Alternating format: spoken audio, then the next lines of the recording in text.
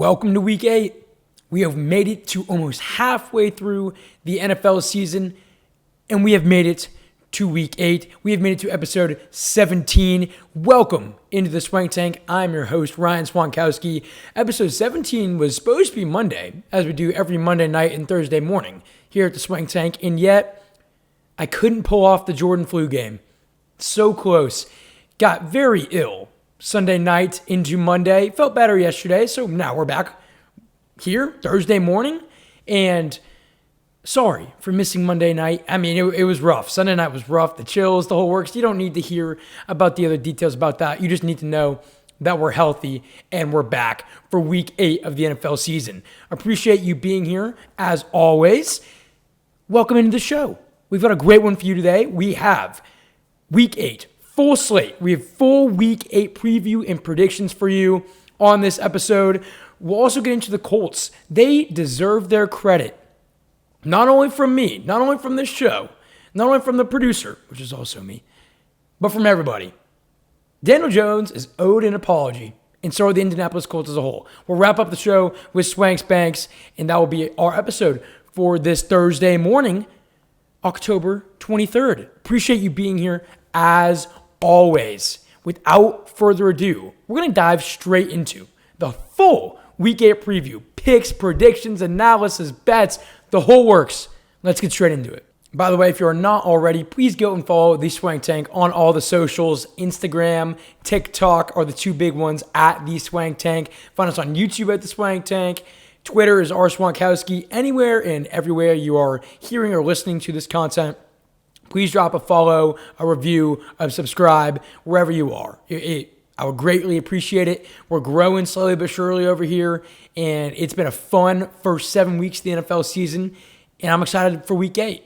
Going into week 8, for just straight winners, we moved to 69-39 on the season. We went 9-6 and straight up picks, straight up winners in week 7. Not the best week, not the worst. 9-6, not bad. We moved to 69-39. Again, that is something we take. We take that. I'm trying to do quick math here, but that's right around 2/3 correct. I believe it's right around there. That's pretty dang good. That's pretty dang good. And that is why you listen to the Swank Tank. Because I am almost, definitely not always, spot on with some of these picks. There's some I miss. I remember I picked Dallas to lose to the Jets a few weeks ago. Another thing about this show is that we take accountability here. Before we're diving into these week 8 games, we take accountability, okay? When I'm wrong, I say I'm wrong, especially when I got big upset takes. I got a big upset take this week. I'm going to post about it. If I'm wrong, I'm wrong. I'll admit it. People love to tell me when I'm wrong, but don't really enjoy saying when I'm right. And that is okay because you're listening, you're watching, and I appreciate you. Let's dive straight into week 8. Vikings, the 3-3 Minnesota Vikings traveling to take on the 4-3 LA Chargers. Both these teams, right off the gate here, are just, what is right off the gate? Right off the rip. Both these teams lack an identity this year. You know, one game, they're this hybrid offense that's efficient, and they got this, fast, flying all over the field defense that's making a play here or there to just kind of punch the game away. Other games, they have no offensive rhythm or production. The defense is getting completely ran over. Both of these teams, I don't have a read on. We thought we had a read on the Chargers. They started 3-0, and now they're 1-3 in their last 4.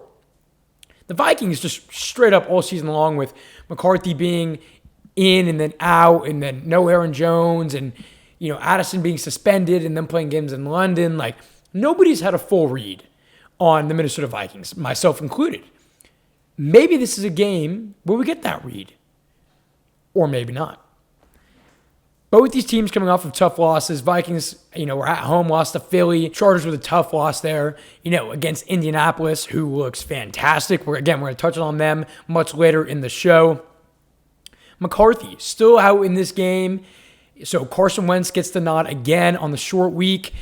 JJ might be back in their next game. I'm not sure. It's very much an open door, a revolving door with his injury. Wentz has done an okay job. As a backup quarterback, you can't ask for too much more than what Wentz is doing. He'll get the nod in the start here.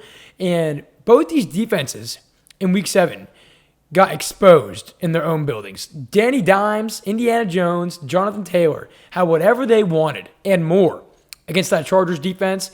In Minnesota, Jalen Hurts had one of his best passing games ever in his career. I believe three touchdowns through the air, almost a perfect passer rating, if not a perfect passer rating. Both these defenses got exposed in week 7. And let's see how they rebound here in week 8. Chargers are still waiting for pieces back, such as Joe Alt, Khalil Mack, and others. They could return this week. It's a maybe. Again, this is being recorded on Thursday morning. It's a maybe. We'll have to see. My winner here, this has to be a Chargers win. It has to be. This has to be the defining win so far of their season, where you can look back on it 4, 5, 6 weeks from now, if they are succeeding, saying this is where they showed their identity. This is where the tide turned for this team. They're at home. They're not having to travel. They played at home on Sunday. They're at home yet again on a short week. They've got the Vikings coming in without J.J. McCarthy. There's no Aaron Jones. Vikings defense just got exposed by a offense that has been very inconsistent and overall poor performing in the Philadelphia Eagles.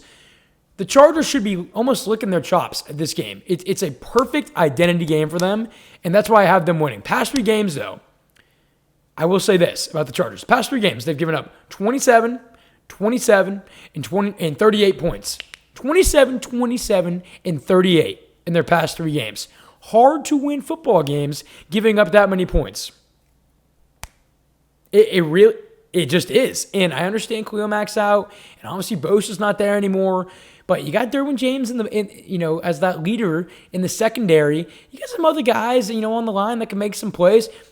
This Chargers defense should be better than what I've seen, especially throughout the past 3 weeks. That is a fact. I'm not saying they're supposed to be some top 10 defense. They're supposed to be performing at a little bit of a higher level here. And I know Khalil Mack's out. Getting him back would be huge. Every team's injured in some capacity. Jesse Minter, Chargers DC, has some work to do. Now he's going up against Justin Jefferson. My thing with the Vikings, like I said at the start of this game preview, they're just so confusing. 1 week, the defense plays lights out, in the run game. Offense doesn't turn the ball over. Great. They win. Next week, they have a bunch of turnovers on offense. The defense gets thrown all over. Who are the Minnesota Vikings? Nobody knows. They're completely mid at 3-3. They don't know if J.J. McCarthy is going to be their starter moving forward. We've only seen him play 2 games, and he's looked rocky in one and great in the other. Nobody knows anything about this Minnesota Viking team from an identity standpoint. Obviously, they live and die by feeding Justin Jefferson, right? That's obviously their game plan. Jett is the best receiver in the NFL at the end of the day. I get that. But I don't have a week in, week out read on this team. Other teams, the Browns, you know what you're getting, right? The Dolphins, you know what you're getting. Even really, really good teams like the Bucks, for the most part, you know what you're getting. The Lions, you know what you're getting. For the most part, right? This team, have no clue. With Wentz as their starter, they rely on clean football and strong defense. That's what they rely on. That can be done in this game against the Chargers in their building. But I think Herbert can try to replicate what Hurts did to them last week. That's my edge here. I think Herbert's going to step up in a big-time way. Quentin Johnston's going to be putting up bigger numbers than he has in previous weeks. I know he was out with an injury, I believe, 2 weeks ago. He'll be back in there. And McConkey has been dialed up the past few weeks as well. And, they got Gadsden at tight end who had a great game last weekend. They got pieces. Even with injuries in the backfield, they have pieces. Herbert needs to step up here. And I think he can replicate what Hurts did to that Vikings defense just 5 days ago. I like the Chargers here in this spot. I think this is a competitive game with 2 teams lacking identity, needing to establish that identity. Last note, Vikings defense only has 2 interceptions on the season. They've played 6 games, only 2 picks. That's one of the worst in the NFL. Herbert, when they have lost, has struggled in the turnover department. It's a good thing Minnesota doesn't have a lot of interceptions on the season. I think Herbert plays well here. I think the Chargers establish that identity a bit, even with some big injuries still. I got the Chargers winning on Thursday Night Football. We roll forward straight into the noon slate. Look at this. No London game? No 8:30 a.m. Central Time game? Wow. It's gorgeous. It's beautiful. We go to the noon slate. We went from Thursday Night Football to the noon slate. Wow. I wish that would just stay. I'll give you a hint. It's not staying. It's not staying. Because there's more abroad games. I believe there's one in Spain coming up and somewhere else as well. But this week, no game abroad out of the country. Beautiful. The 5-2 49ers traveling to take on my 2-4 Texans. Off the rip, 49ers. I could stop this game prediction right there. 49ers. And they're not even favored. The 49ers on the road are not favored. For that reason, they're on the road. I don't care. This is a 49ers win. You'll see later in the show if the 49ers make my Swanks Banks. They do. They do. You think Kyle Shanahan is going to get outcoached here? Have you seen this Texans offense? If you have and haven't turned off the TV within 5 minutes, congrats to you, because it is the hardest offense to watch in the NFL. I've watched Miami every week. I've watched Cleveland every week. I've watched the Jets every week. Okay, the Jets might be worse. But there's not many other teams that are worse. The Texans offense is so abysmal. I'm not going to break it all down again because I've done it on previous episodes. It's just horrific. And it's with the O-line. It's with the GM. You get it, right? They didn't do what they needed to do in the offseason.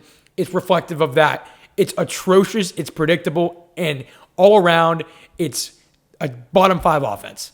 It's awful. So I ask you, do you think the Texans offense will have success against this defense that even with their 2 best players out is playing well? Do you think the Texans offensively, without Nico Collins, without Christian Kirk, without Joe Mixon, without any offensive line presence whatsoever, are going to win? Are they going to win this football game? Is the offense going to have any remote production whatsoever, especially without Nico Collins on the field? No. No, they will not. No, they will not. I'm being brutally honest here because it is a freaking fact. What have we seen where we can say, yeah, you know what? The Texans, they got maybe have a little bit of an advantage this week, an edge on offense. Maybe I can see the Texans having a nice, productive offensive week here. Nothing. The Texans are screwed due to several factors. Offensively, Nico Collins being out is the biggest one. That 49ers defense can still apply a good amount of pressure. That Texans offensive line is atrocious. This one is simple. Give me the 49ers to, quote, upset the Texans here, even with their injuries, even with their unknowns. Brock Purdy, I believe, was limited in practice on Wednesday. Pearsall did not practice on Wednesday. Juwan Jennings is in there. I mean, just let McCaffrey eat. Let that defense eat. Kyle Shanahan, no way he drops this game, in my personal opinion. Give me the Niners. We roll forward. The 1-6 Miami Dolphins traveling to take on the 3-3 Atlanta Falcons. Oh, Miami fans. If you're a Miami fan out there, I'm so sorry. Because even last year, you had promise. Tua, even after the injury, I get that scare, but even after, he played fine. You had Hill, you had Waddle, you had A-Chain. Oh my God, the offense is fun. The defense kind of sucks, but the offense is fun. This year, you got nothing. Actually, you got one thing. You got drama. You got locker room drama. That's one thing you got. It's sad. It's sad. Falcons are minus 7.5 here in their own building. Falcons coming off that tough loss to the 49ers on the road on Sunday Night Football. Offensively, couldn't get anything going. I mean, if you can, with this game, if you can give me any angle here to where you could point at and say Miami can win this football game, go ahead and give it to me, and I'll take the Dolphins. But I don't think you can. I really don't think you can. And I said this kind of same thing last week with the Bengals and the Steelers game, and I was wrong. So prove me wrong. I could be proven wrong again. Absolutely. If you can find an angle here to have me pick Miami, please do it. Please do it. And let me know. Let me know. But I personally can't find an angle here. So am I going to take the Dolphins? No. I'm taking the Falcons to win this game. This is an unreal spot for Bijan Robinson. And this is not a take because I think everybody in the NFL community knows it. Bijan Robinson is in an unbelievable spot this week against that Miami Dolphins defensive front. I mean, you just saw Quinshon Judkins, who I said last week was going to have a big week, put up 3 tutties and almost 100 yards against them. In weeks prior, running backs have gone off against them as well. Common theme with Miami. Chargers, even with their banged up backfield, had success against Miami. Bijan Robinson is going to be 80% owned in DFS. Bijan Robinson is going to be probably the most picked player in DFS this week. This is a great bounce back spot, not only for him, but for the Falcons offense as a whole. And they are still searching for their personal consistency. You have some major teams still searching for that. Panthers, have they maybe found them? They're coming up here in a little bit. Maybe they found that consistency. The Falcons have still not. Last game, they didn't get their star players involved in the capacity that they needed to. Bijan Robinson didn't touch the ball enough, in my personal opinion. Drake London, I believe, only had 4 catches. London, 42 yards. That's right. I believe on 4 catches, but 42 yards for London. Bijan, only 40 rushing yards. Offensive inconsistency for the Atlanta Falcons has continued to be the thorn in their side.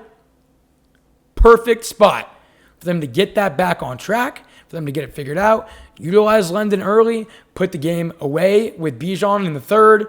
That's going to be all she wrote. That rush defense, though, I will say, struggled last week. They struggled, but granted, they put Christian McCaffrey, one of the best backs in the NFL. Get your key pieces involved. They're going to win this game. I'm taking Atlanta here to get the dub to move to 4-3. Let's keep this Thursday morning episode rolling. If you're listening on Thursday, I hope you're having a great start to your day. If it's Thursday afternoon, Friday, whenever you're watching or listening, I appreciate you and hope you're having a great day. Great day. And yeah, just to reiterate what I just mentioned, I'm taking Bijan in DFS, even though he's going to be absurdly high owned. You got to take him because he's going to go off. You just got to do it. Speaking of a team that's going off, and by off, I mean exploding. And by exploding, I mean deteriorating. And by deteriorating, I mean the New York Jets, the 0-7, the all loss, not even winless, the all loss New York Jets, 0-7, traveling to take on the 3-4 Bengals. The Bengals, they have life. The Unk, Joe Flacco, has given them life. Papa Joe, Bengals, they're not out of it yet. They are definitely not out of it yet. And, you know, this is a tough one here. Not. The Jets and Dolphins are in the same boat in terms of how can you possibly pick them to win. They're in that same category of, okay, whatever team is playing, the Jets or the Dolphins, I will be picking the other team no matter what until I'm wrong. And even when I'm wrong, the next week I'll probably be picking against them again. So I'm going with the Bengals here. That's not a take. That's not a surprise. I'm just here to predict as well as I can. And for you listening out there, I would advise you to do the same with this game. It's the NFL. Anything can happen. I will warn you. Anything can happen. But I'm going to take the Bengals here, and I'm pretty confident in that. At some point, the Jets will win a game this season. I just don't think it's here. They're not quite there yet. I don't think it's here. Aaron Glenn has refused to name a starting quarterback. It's either going to be Tyrod Taylor or Justin Fields. Wow. What a scary 1-2 combo that could be. Imagine if they put Fields in at running back. Now that would be awesome. Tyrod handing off to Fields. Maybe what if they run a little Wildcat with a little Breece Hall? I don't hate it. Can't be worse than what they're doing right now. Just floating that out there. Flacco against the Steelers last week looked calm, comfortable, collected. He found Jamar Chase 16 times against Pittsburgh. Jamar Chase had 16 catches. You know that meme on Twitter where it's just like that lizard or that frog just hitting that button over and over and over again? Yeah, Joe Flacco was hitting that Jamar Chase button. And I assume he's going to do it here again. Why not? I know Sauce Gardner's on the other side.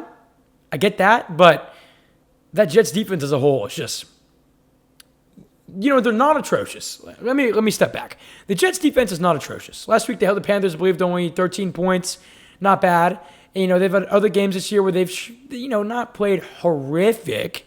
They're not good by any means, but they're not horrific. It's the offense. Obviously, that's a big issue. Sauce Gardner versus Jamar Chase. Let's see how that goes down, but maybe this is a great T. Higgins spot. It definitely could be.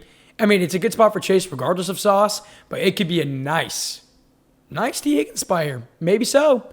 Could it be a Chase Brown spot? It's just I can't do that one. Run game, though, against Pittsburgh was the best it looked all season. Something to note. Tyrod Taylor probably getting the start here, like I mentioned, which makes things slightly different. Here's how we're going to wrap this one up. I'm going to take the Bengals, and we're going to keep on moving. I'm not going to waste my breath anymore. If the Jets somehow pull that one off, kudos to them. I just don't see it happening. I'm not going to bore you anymore with the Jets. Jets are going to get it done. Psych. We all know it's going to be the Bengals. Let's move forward. The 2-5 Cleveland Browns traveling to take on the 5-2 New England Patriots. What an interesting slate we've gone over so far. You got the Texans at home, who look like crap. You got the Eagles at home, who are playing Miami. You got the game we literally just touched on, the 0-7 Jets traveling to take on the Bengals. You got a just decent Thursday night football game. No team has an identity. Now you got the 2-5 freaking Cleveland Browns traveling to take on the red-hot, almost AFC leading New England Patriots.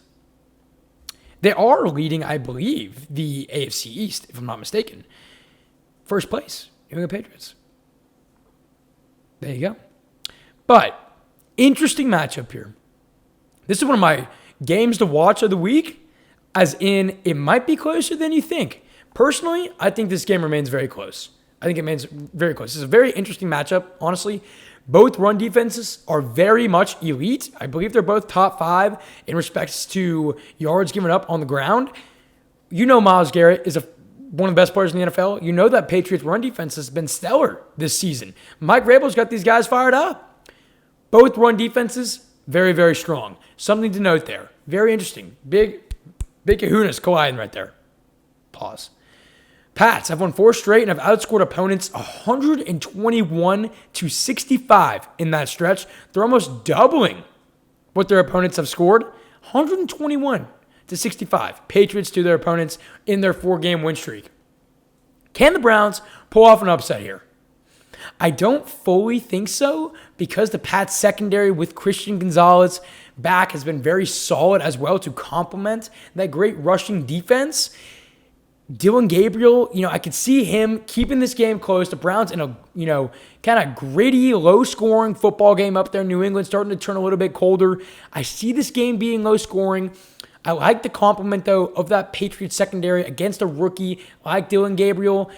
That offense hums with Quinshon Judkins. You saw it last week against Miami. You've seen it in previous games. When Judkins plays well, the Browns offense performs at a much higher level than they would normally if he just plays mediocre or not well whatsoever. Making that simpler. When the run game's not going for Cleveland, their offense isn't firing basically whatsoever. Against the New England Patriots, getting that run game going is going to be very, very difficult. And that passing defense as well is a nice complement to that. That's why I'm giving New England the slight edge here. I will say, I like the Browns to keep this game close. I really, really do. Dylan Gabriel does not turn the ball over. He does not have a turnover on the season. He's 3 touchdowns to 0 interceptions this season. Does not have an interception. If he can play clean and efficient, I think the Browns keep this game close. I like the Browns to cover. I like the under in this game. Give me New England. I'm going to take them to win purely because I think that defense can come up clutch, because overall they were playing at a very high and elite level. I could see someone on the Cleveland Browns having, a costly turnover, whether it's a fumbled punt, fumbled kickoff, a fumble by Judkins, whatever it may be. I think the Patriots find a way to win via a costly turnover, and I like it's going to be close. Give me the Patriots here, but not by much. I'll take New England. We push forward into one of the most interesting games of the Week 8 slate. The 2-5 New York Giants traveling to take on the 5-2 Philadelphia Eagles. These guys literally played in Week 6.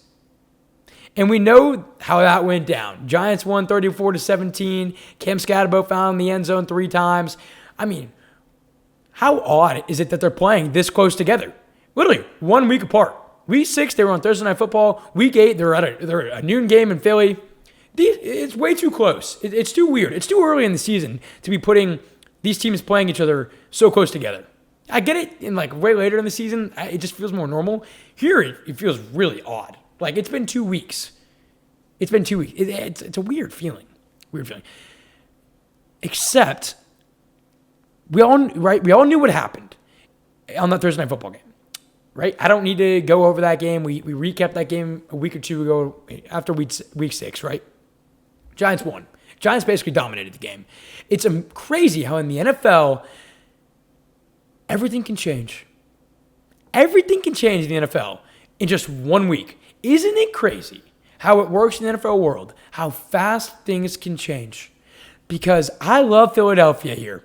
They're in their own building, and from what I saw from that offense against Minnesota, that's what makes me so confident in Philly here. I just can't see the Giants beating the Eagles, not only twice in the same season, not only, twice in 3 weeks, but also them beating them at their own home after I just saw the Philadelphia Eagles play their best offensive game of the season. Very hard task to do, to beat an in-division opponent both times in the same year. Really hard to do it 2 times in 3 weeks. Ultra hard to do it when the second game is on the road. And cherry on top, it's the Philadelphia Super Bowl reigning champs, Eagles. So I'm going to take Philly here. But it's crazy how fast things can change. The way things went on Sunday make me feel just so much more confident in Philly. Hurts was not only throwing bombs, but he was efficient with the football. And yeah, that running game continues to stall out. But if Hurts in that passing offense can do that every game, they can win every single game because that's how talented they are. Obviously, on the defensive side of the football, they have unbelievable amount of talent. Blankenship and Carter and 1,000 other pieces, right? You know who plays for the Philadelphia Eagles. I don't got to go over that. If Jalen Hurts is firing on all cylinders like he did against Minnesota, this game will not be close whatsoever. And that Giants secondary got exposed in the fourth quarter against Denver. I mean, all-out implosion against Denver. They were scoreless going into the fourth quarter. And the Giants gave up, 33 points? Didn't they lose 33 to 31, whatever it was? 32 to whatever it was. Crazy implosion for the New York Giants. And that secondary has some holes. I like Hurts to keep it rolling. Why not? I think they learned a lot in that loss to the Giants. It was very much a punch to the mouth. And so that's why I like the Eagles here. It's one of the main reasons I like the Eagles. I like them for a lot of different reasons that I've already gone over, especially because they just played, and it's so hard to win the NFL twice against the same team, again, especially this fast. Give me Hurts. And it's in Philly. That Giants secondary, has holes, like I mentioned. Hurts last week had 3 touchdowns, 326 yards, was 19-23, efficient and effective. I'm taking the Eagles here to punch the Giants in the mouth. And let me ask you this. Did you know Jalen Hurts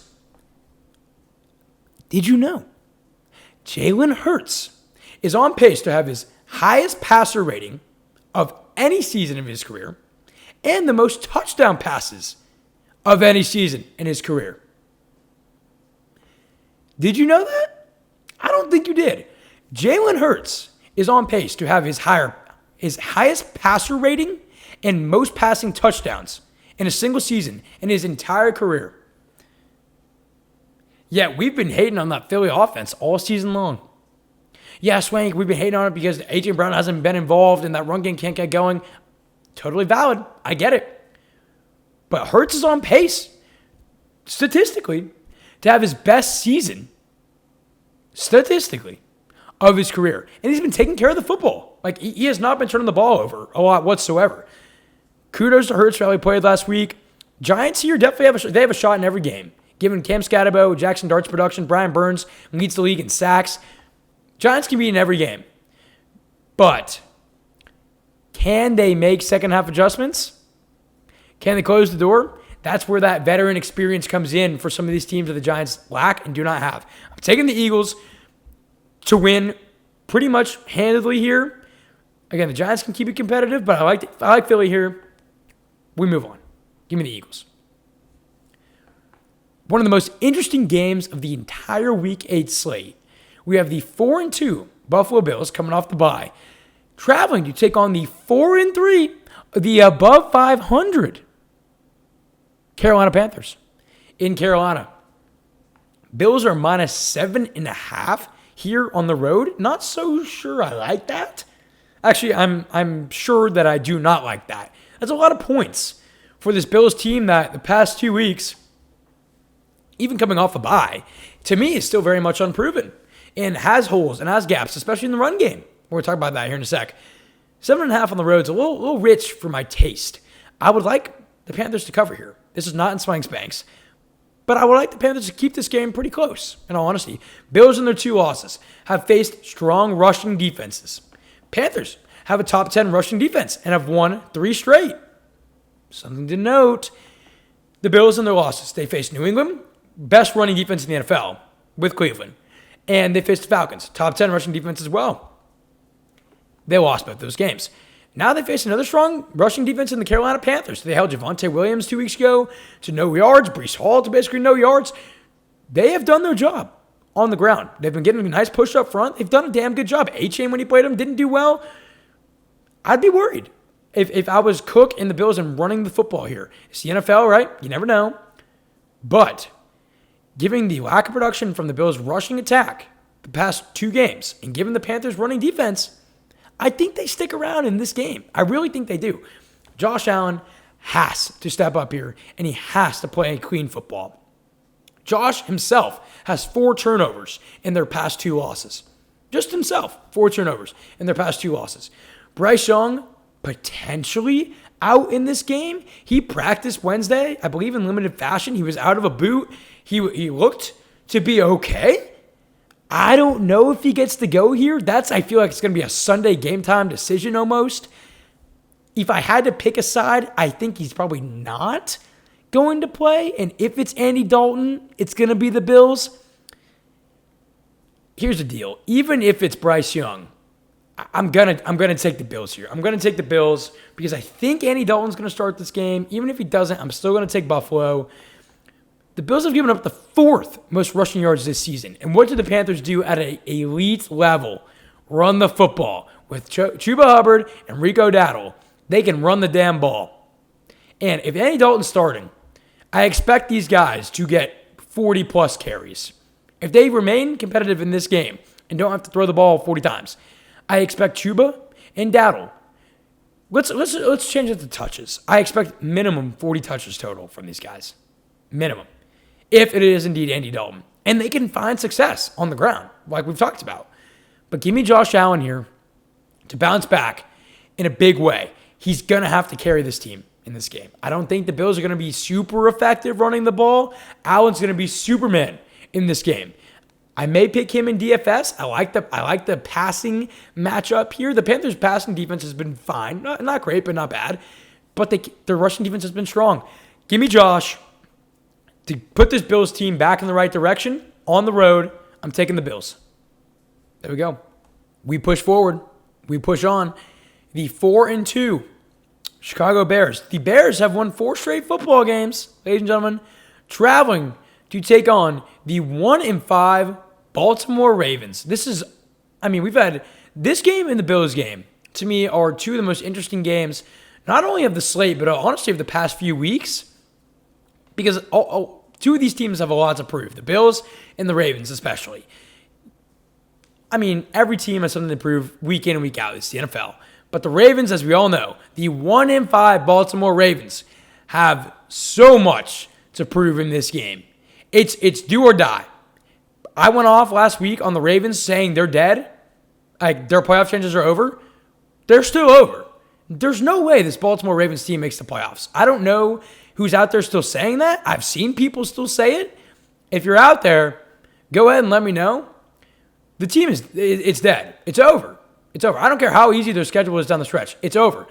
But in this game alone, let's take it game by game. The Ravens are 6.5-point favorites here. Lamar Jackson practiced in limited fashion on Wednesday. That's the big note. So I'm assuming he'll play. He will play in this game. Awuzie, Stanley, Ricard, all practiced. They all practiced on Wednesday as well. So they're getting healthier. They're getting closer to the return. So the Ravens are getting healthy again. Bears are off a 4-game win streak. It's a perfect spot for the Ravens, right? It's perfect. Isn't it perfect, guys? It's not. It's not perfect, but I'll tell you what. I am going to take Baltimore here. I'm taking Baltimore, and usually I don't do this, but I'm taking Baltimore purely because they cannot lose this game. Usually I don't make that pick. I usually do not, especially this season. I don't. I don't normally pick a team purely because if they lose it, it's all over. But in this situation, I am. This Ravens defense has so many holes, which makes me so wary of picking this team to win. But they have to get it done. With Lamar back, you know how dynamic that offense can be. Derrick Henry's still there, right? You got Mark Andrews, Zay Flowers. You know, they're all there now. They're all there, especially if Stanley's back. That's huge. Ricard at fullback's huge. If Lamar has all his pieces back, the Ravens can win this game purely given their offense. The Bears' defense has looked okay. I mean, they played the Saints last week. They looked good against them. Against the Commanders, they played pretty solid. You know, against the Raiders, they played fine. They've been mid all year long. The Ravens can exploit the Bears' defensive weaknesses here if they're healthy, and I think they will be. I expect Caleb Williams to play well in this game. I expect DeAndre Swift to play well in this game. I expect Ben Johnson to kind of light it up offensively, in all honesty. But the Ravens, flat out, cannot lose this game. They have to win. It's a must-win for Baltimore. I think it's over for them anyways, like I already mentioned, playoff-wise. But I like them to win it here. I like the Bears to keep it close. Give me Baltimore. Purely because, as Josh Pate says, wounded animal mode. Copyright, Josh Pate. I'm taking the Ravens. Let's keep pushing forward here. We move on. We have now made it to the 3 o'clock window. Shorter slate this week. We got 6 teams on a bye. So that's 3 less games than normal. So we already moved into the 3 o'clock window. The 5-2 Tampa Bay Buccaneers traveling to take on the 1-6 New Orleans Saints. Buccaneers here. No Mike Evans. No Bucky Irving. No Chris Godwin. Mike Evans probably out for a season. They said most of the year with a concussion and I believe a broken collarbone. His 1,000-yard streak is going to end. Pain. I love Mike. He's one of the best players in the NFL. Consistently been one of the best players in the NFL, even with crappy quarterbacks. We love you, Mike. Get healthy.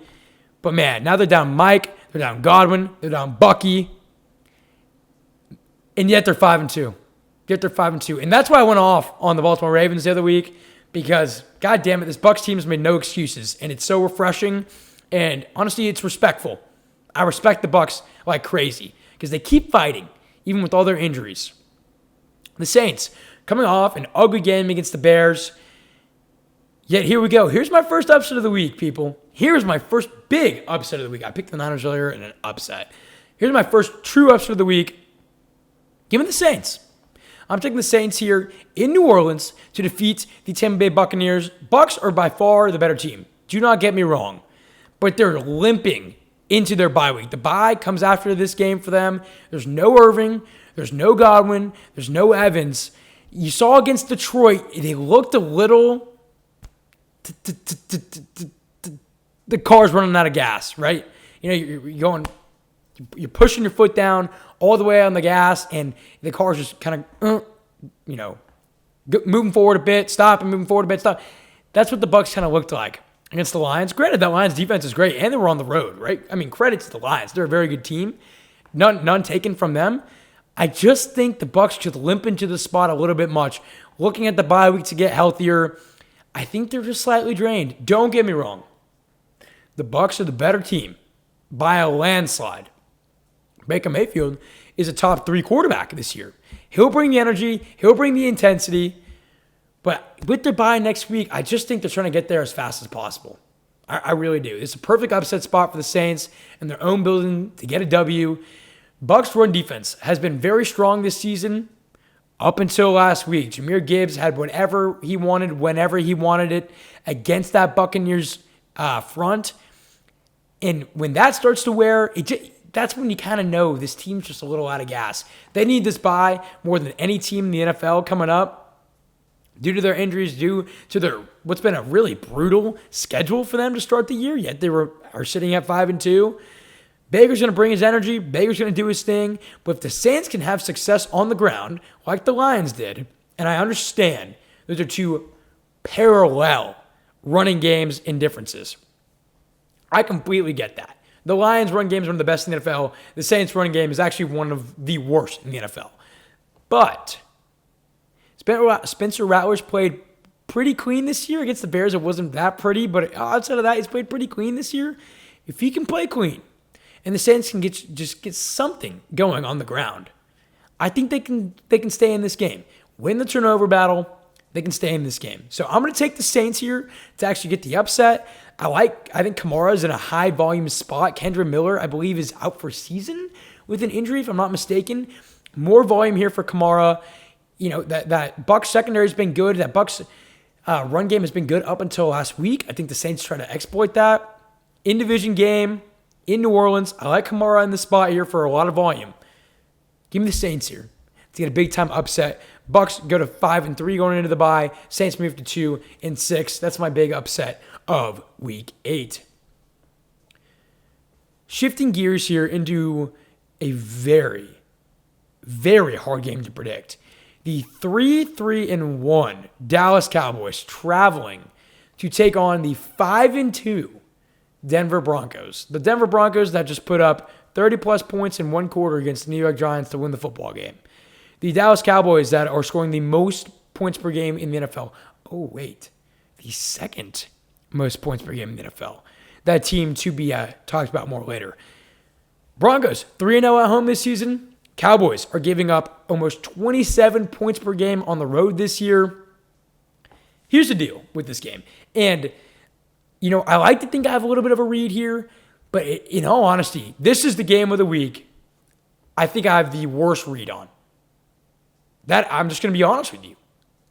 If you can find somebody who thinks they have a great read on this game, please tell them to come to my channel and leave a comment.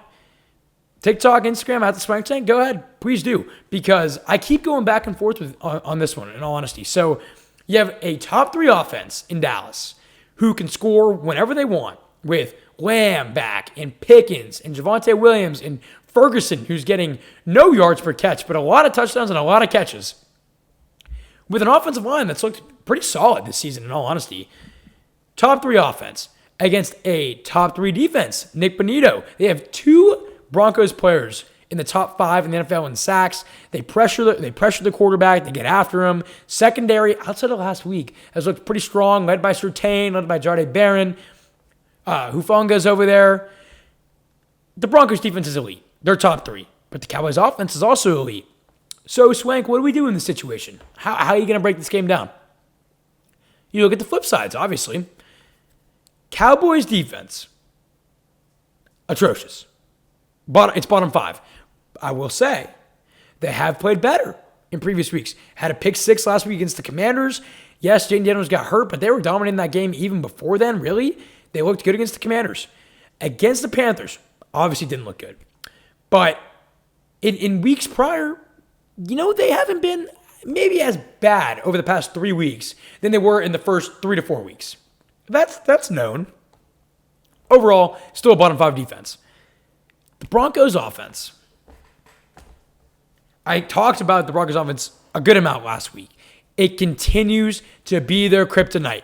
Offensive consistency. Them and the Jags are the 2 teams I talk about when it comes to consistency on offense given this season being their biggest problem. I mean, what the hell did the Denver Broncos do for 3 quarters in their own building against the New York Giants? I mean, it couldn't have looked any worse. Yet, the switch is flipped, and they go on and win the game and score 30+, and it's incredible. What Denver offense are we getting here? Can they even play a complete 4 quarters of football on offense? We haven't seen it this season. We have not. Against the Jets, terrible. Against the Giants for 3 quarters, horrific. The 4th quarter, unbelievable, fantastic, whatever adjective you want to throw in there. It was incredible. What Denver offense are we getting here? I don't know.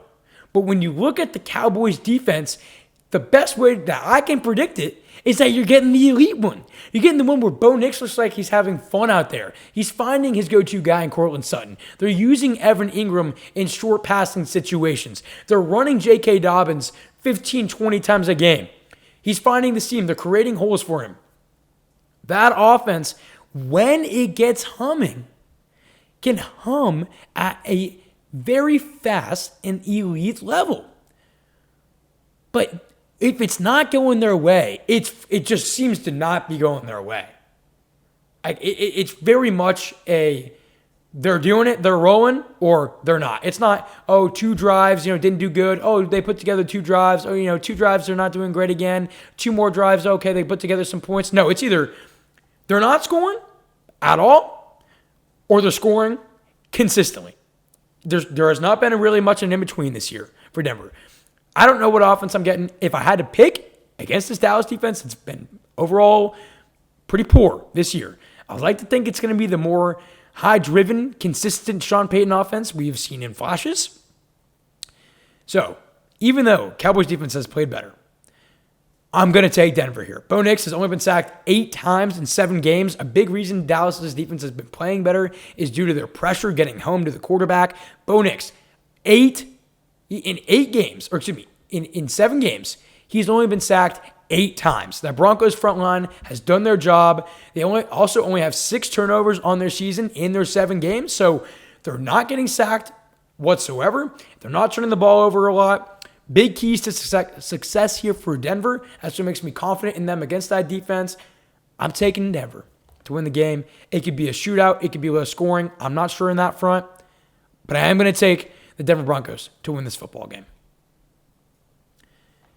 We move on to a game that should be an absolute splattering that we're going to keep quick. The 1-6 Tennessee Titans traveling to take on the 6-1 Indianapolis Colts. Ladies and gentlemen, we have one of our biggest spreads of the season. The Colts are minus 14.5. Oh my gosh. I mean, they're favored by over 2 touchdowns in this football game. It's like a college football line. Pretty sad, honestly. Colts minus 14.5 here. Titans have given up the most rush yard, the Titans. I'm going to take 3 steps back. I'm getting overexcited here about this whole topic. The Titans have given up the most rushing touchdowns in the NFL with 12. Who are the Titans playing again? Oh, Jonathan Taylor, the guy with the most touchdowns in the NFL. Okay. Earlier in the show, we talked about, Bijan Robinson going to be super high owned in DFS with super high volume. Jonathan Taylor, this is a picture-perfect spot for him. Earlier in the season against Tennessee, he played absurdly well. Every game this season, he's played essentially absurdly well. It's an unbelievable spot for Jonathan Taylor against a defense that's given up the most rushing touchdowns in the NFL with 12 of them in 7 games. Bijan Robinson and Jonathan Taylor, welcome to my squad this week. I don't care if they're 90, 100% owned. I have to have them, or else I feel like you're not going to win money. Or maybe the trick is to fade them both and hope they don't do good. That seems like a bad way to go about that this week. Jonathan Taylor. So I would pick that guy. Colts took care of a business against the Chargers and honestly should be 7-0 if Adonai Mitchell doesn't have a whack fumble out of the end zone against the Rams. Titans. I mean, in what world would you pick them here to get the win? In what world would you pick them here, right? I can't fathom that world. I don't know if it's in our solar system. I don't know much about astrology or astronomy. I just don't see it. I do not see it. They got splattered by New England. I mean, it's just awful. Colts have 3rd most interceptions in the NFL. Cam Ward has been throwing picks at a high level this season. I'm at a loss for words because this game should be just an all-out splattering. The line reflects that. Everybody knows it. We take the Colts, and we move into our last 2 games. The Green Bay Packers. Do you like that? I was kind of off the rip there. Shout out to some of my buddies who are listening who are going to like that. The 4-1-1 Green Bay Packers traveling to take on the 4-2 Pittsburgh Steelers. Great Sunday Night Football game here, in my personal opinion. One of the best games of the week, in my opinion. Packers, last week, let the Cardinals hang around. I did pick Green Bay to win, but I picked them to cover, and I picked them to kind of honestly splatter the Cardinals. What do we do on this show? I overemphasize accountability on this show because I feel like other NFL people in the NFL media and community, whatever, don't fully take the accountability they do. Something that makes this show different. Not only do we deep dive into every game, not only are we a pure NFL-only show, not only do we do game predictions, picks, and all that, not only are we not just fantasy, right? That's not our only thing we do. We're not just, betting, right? We're an all-in-one, one-stop shop for NFL with deep analysis, predictions, statistics to back it up, all that good stuff. That's what makes us different. Something that also makes us very different. Accountability. I chose the Packers to win. That is correct. I chose them to cover. I was wrong. I chose them to splatter the Cardinals. I was wrong. And to me, there's a few different factors you can look at here with why Green Bay won the football game, right? At the end of the day, your job in the NFL is to win. A win is a win. Packers are 4-1-1. They're a damn good team. I still have them going to my NFC Championship. They're solid all around, offensively, defensively. Yet, for the most part this year, they've let teams hang around. They really have. And it's been a big part with that offensive scheme and the offensive play calling. Jordan Love has, I believe, in the bottom 5 in the NFL in pass attempts, if I'm not mistaken. They love to run Josh Jacobs. They love to do short passes. They love to get guys like Wicks involved and Kraft. And, it's an interesting offense, all things considered, when you look at it, especially in the passing game with Jordan Love. He's got the weapons. They spent a first-round pick on Matthew Golden, who's very, very talented. You have guys like Wicks, like I mentioned, Romeo Doubs, Tucker Kraft, Jacobs in the passing game even. They have a lot of solid pieces and weapons and core offensive, productivity on that team. Yet Jordan Love, isn't being called on to use them that much in the passing game. Obviously, this is a run team first, right? Hand it off to Jacobs first before anything. That's what they like to do, and it does work to an extent. I would like to see LaFleur let Jordan Love open it up. I don't care if that means he's throwing more picks. He has not thrown many at all this year, which has been great. He's limited those. Part of the reason for the Packers' success. Let Jordan Love open it up here. You just saw Joe Flacco just expose the Steelers secondary. Expose. In that Steelers run defense overall this year's been pretty good. Last week they didn't play great. But that secondary has the ability to get exploited more than that run game, in my personal opinion. Let Jordan Love open it up here. I think he should, and I think he may. Let him utilize his weapons. Let it fly. Even if that means a pick or two. Let Jordan Love get going. That's what I want to see here. If you take that Dallas, insane 40-40 overtime game out of Jordan Love's stat line for the season. So they've played 6 games. Take that one out. So in 5 games, so excluding the Dallas game, in those 5 games, he has not thrown for over 2 touchdowns in a game. He has not thrown for over 300 yards in a game. I want to see that change. And maybe this isn't a great spot for it on the road at night in Pittsburgh. It's definitely not a good spot for it. Do I want to see them at least maybe try it, given the Steelers' run defense overall this year has been solid? I do. So let's see if we see that. For the Steelers, the Cardinals last week, McBride had a big week. We all know the Steelers love to use their tight ends. That is their bread and butter for the season. That was their major bread and butter with some extra jelly on top, some extra. You go to a nice restaurant, you get the bread, you get the butter, then they got that nice little jam off to the side. Is it a little spicy? Is it a little sweet? Maybe it's a little bit of both. For me personally, I like both.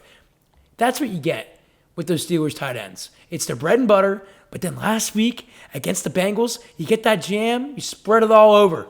They had 3 different tight ends catch a touchdown last week. And what did McBride do last week against that Packers defense? Best game of the season. He had his best game of the season. 2 touchdowns for him. I expect their tight ends to be utilized here in a big-time way yet again. We'll see how much success they have. Steelers defense last week, they got diced up by old man Joe, right? And they let Chase Brown go for over. I need to restart this sentence because I need to reemphasize this. They let the Steelers defense last week let Chase Brown go for over 60 more rush yards than any other game this season. He had 108 rushing yards against the Pittsburgh Steelers. That's 60 more than he's had in any other, over 60 more than any other game he's had this season. Oh, and that was on how many carries? I can almost count them strictly on my hands. He had 11 carries. 11 carries. He had 108 rushing yards. He was averaging 9.8 yards per carry last week.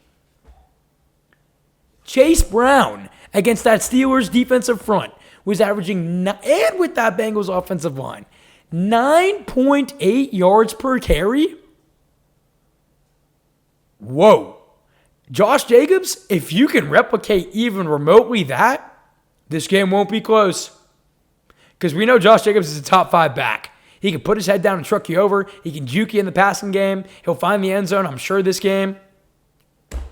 I mean, oh my God. So that's what makes me worried here for the Steelers. But I need to see Jordan Love do more, right? That's what we talked about here. I would like to see him do more and get utilized more here by LaFleur in that passing game. His interceptions have been limited, right, like we talked about. And I think he'll have the chance to be able to throw the ball because I know the Steelers' run defense, like we just touched on, was very rough last week. But overall, on the season, they've been pretty good. So I expect them to play better in prime time in their own building. I expect Jordan Love here to maybe have more opportunities in the passing game to get going and to lead his team to a win. For that reason, I'm taking Green Bay. I like this game to be close. This game could really go in a bunch of different directions. I'm going to take the Packers here, and I think it's going to have to come off of Jordan Love's arm and accuracy this game. Give me the Packers. Give me Jordan Love to get it done on Sunday Night Football. Wrapping up the Week 8 slate, we move in to Monday Night Football. The 3-4 Commanders traveling to take on the 4-3 Kansas City Chiefs. The Chiefs are minus 12.5 points here. They're favored by 12.5. Biggest thing here, by obviously a landslide, no Jaden Daniels. Guys, that's the story. I mean, that's the story. The Commanders cannot and will not win this game without Jaden Daniels. McLaurin might be back, which is good. Debo may be back, which is obviously beneficial. The only way, there is one way the Chiefs lose this game, and it's if the Commanders exploit the Chiefs' biggest weakness, which is what, Swank? What is it? The Chiefs running the football on offense. Running the football. Can the Commanders' defensive front completely shut down the Chiefs' run game? If so, it can bring up some questions in this game. Except the Commanders have given up the 10th most rushing yards in the NFL this season. On top of that, their defensive ends, Armstrong and Wise Jr., are both out for the season. Bad combo.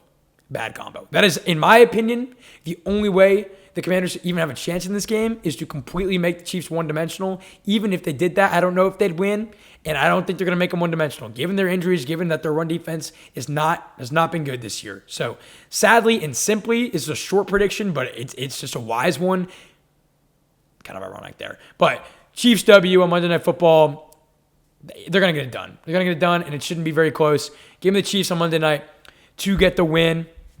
And that's going to wrap up our Week 8 predictions and analysis. Let me know what picks you agree or disagree with in the comments on Spotify and the comments on YouTube. Let me know. I read every comment. I love seeing everybody's comments on social media. It honestly makes my day. Leave a comment what you're thinking. If you like the pick, if you don't like the pick, drop below. Now we shift into a very important segment, and it is time to give the Indianapolis Colts, the first place AFC Indianapolis Colts, their damn flowers. Let's do it. Let's touch on some stats here for the Indianapolis Colts to open up this one of the final segments. They are 6-1. They have the best record in the NFL. That means they have the best record in the AFC. They are number 1 in the AFC, and they are number 1 in the NFL in terms of record. Best record. Daniel Jones on the year, 10 touchdowns through the air, to 3 interceptions, a 10-3 touchdown to interception ratio, and a 71 completion percentage, and 4 rushing touchdowns on top of that.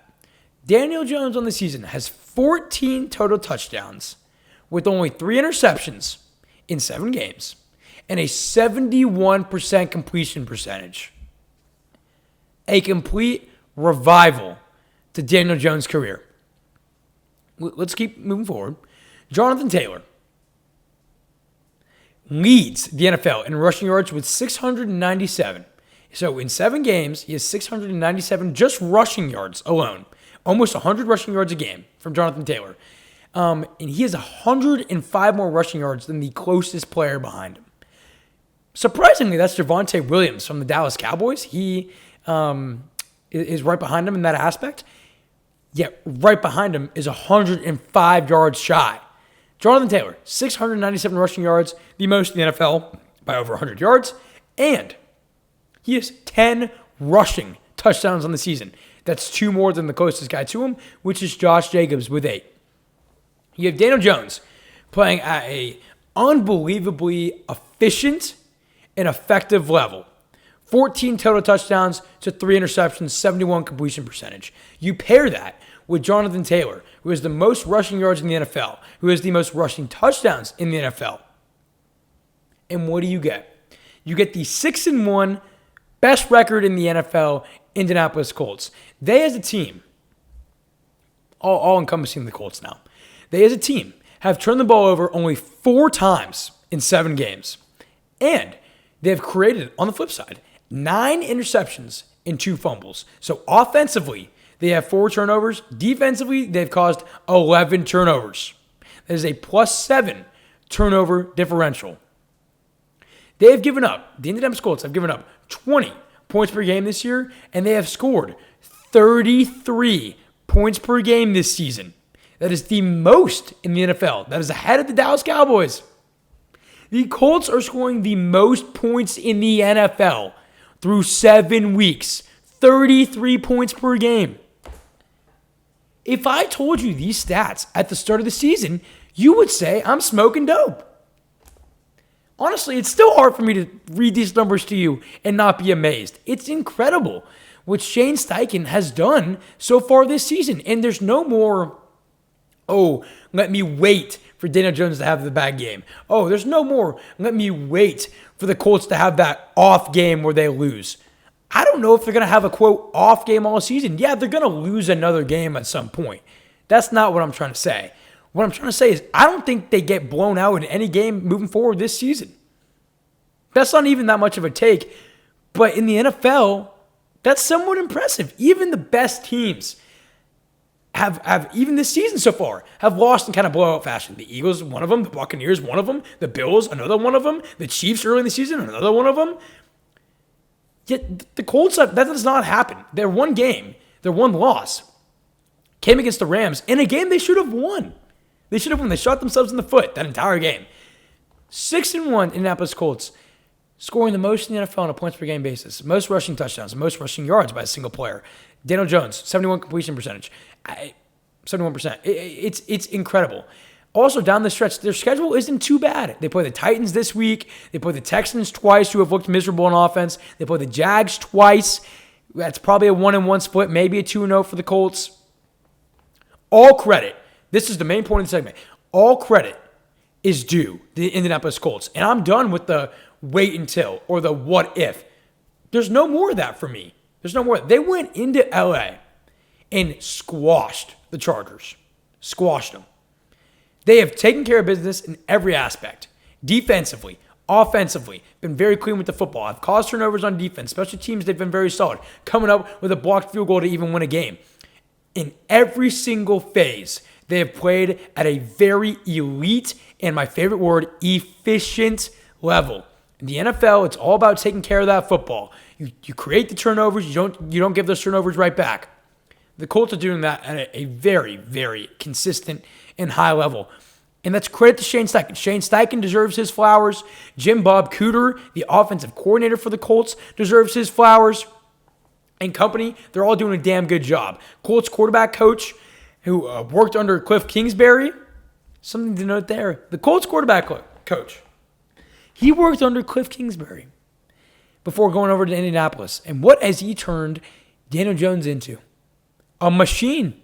Oh, God, it's crazy for me to even say. Daniel Jones has turned into a very consistent, solid, and team-leading quarterback. He's the leader. He is a leader not only of the offense, of this team, of this organization. Daniel Jones. I mean, it's mind-blowing. This segment is to give credit to the Indianapolis Colts for what they've done. It takes balls to bench your quarterback who you drafted just 2 years ago with, I believe it was the second or third overall pick, whatever it was, the first round, Anthony Richardson. It takes guts to admit you were essentially wrong. Bench him for a guy that in the NFL has not had much success whatsoever in New York, who's been flamed by the media, who's had turnover issues all of his career. Credit to Shane Steichen for what he's done with this Colts team. Not only the Stones in making the call, right, to start Daniel Jones from the get-go, but to turn him, along with the quarterback coach, along with Jim Bob Cooter, in turning that offense into a machine, one that seemingly has no holes. Except the holes they do have, Jonathan Taylor runs right down through them. Credit to the Colts. Credit to everybody in that organization. They're playing at just such an elite level of football. This team is fully legit. And people who still don't realize this need to wake up. There's not many left, I don't think, that don't realize it anymore. If you're out there waiting for that, wait until Daniel Jones messes up here, wait until the Colts blow it here. If you're still waiting for it, I got news for you. It may not be coming. Again, the Colts will lose a football game this year, right? They're 6-1. They've already lost one. They will lose another one, at least. But they're playing just at an amazing level. And it's very fun to watch, in all honesty, because nobody fully expected this, myself included. So credit to Shane Steichen, credit to Daniel Jones, credit to the Colts. Even as a Texans fan, I got to give them my flowers and give them their credit. So credit to the Colts. They're rolling. They're rolling.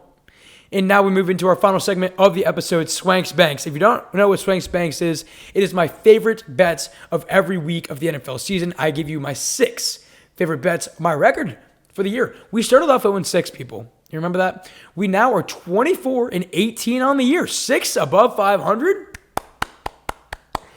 Oh, round of applause. Well, pat on the back there. More work to be done. More work to be done. We were 4-2 in week 7. Not bad. 24-18 on the season.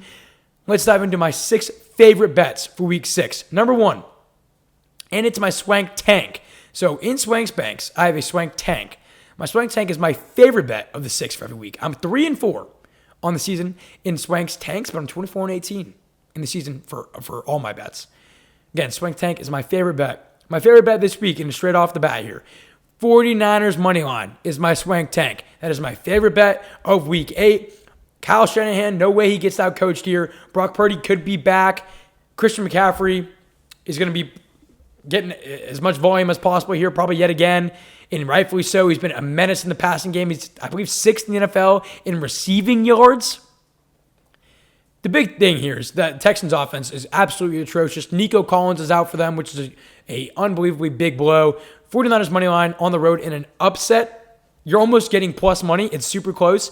Take 49ers money line. It's my favorite bet of the weekend. My second favorite bet is Browns +7. I like the Browns to keep that game close. We touched on that a lot earlier. That great running defense versus that great running defense. I think it's kind of a slop fest over there in New England. I'm going to take the Browns +7 to keep the game close. Sticking along those lines in that slop fest, Browns Patriots under 40.5 points. I'm going to take the under here. Another one of my favorite bets. I like the under in New England and Cleveland. Cleveland always plays in messy, sloppy football games. I think with both these run defenses playing well and, up there in New England who's been on a really great 4-game win streak, maybe expectations are too high looking at this like it's going to be a clear-cut win. I like Cleveland to keep this game close, and I like that defense to play well on both sides. I like the under. Give me 40.5 under. Moving on. Number 4, give me my Saints money line I predicted earlier in the show. That's my biggest upset of the week in week 8. I like the Saints to get it done in their own building against a Buccaneers team, that is limping into the bye week. They need it to come very badly. Pause.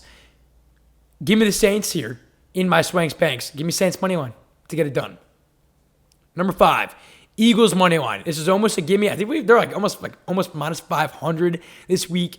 I like them at home. Again, they got punched in the mouth against the Giants almost 2 weeks ago. Too fast of a turnaround. Give me the Eagles at home to get it done. I like that pick a lot. I'm very confident in that. The betting line says that. You got to throw in it's not a must win because it's the NFL, so it's not a must win, but a very much a confident, fully confident pick on there. I'm confident in all of these, but Eagles money line, got to throw one of those winners on there. My last pick of the week for my Swanks Banks. I'm going to take Miami, Atlanta over 44.5. I understand that, Falcons' rushing defense has been strong. I expect the Miami offense to get a little something going here, just a little. It could even be 14 points. I'll take 14 here by that Miami offense because I think Atlanta could put up 31 plus in this game. Given how bad Miami's defense has been in the rushing game, Bijan could go crazy, Penix could play, Queen could play well. I mean, this game could be 31-14 and the over would hit. The over would hit at 45 points. So I like Miami, Atlanta to go over 44.5. And those are my 6 picks for week 8 of the NFL season. And that's going to be it for us here at the Swank Tank for week 8. I appreciate you tuning in as always. If you are watching and listening and have not subscribed or followed or left a review, please do so. Please go and follow on all of the socials. I'm very excited for this week 8. Got a lot of competitive football games. Got some teams on a bye, but that's okay. Enjoy your week 8 slate. Good luck in your fantasy matchups. Win some big money in some DFS like I always want you and pray for you to do. Enjoy your week 8 slate. Have a great weekend. Win some damn money. And let's hopefully win some bets as well. Have a great rest of your week going into the weekend. Enjoy your NFL Sunday. And we will see you on Monday. Have a good one.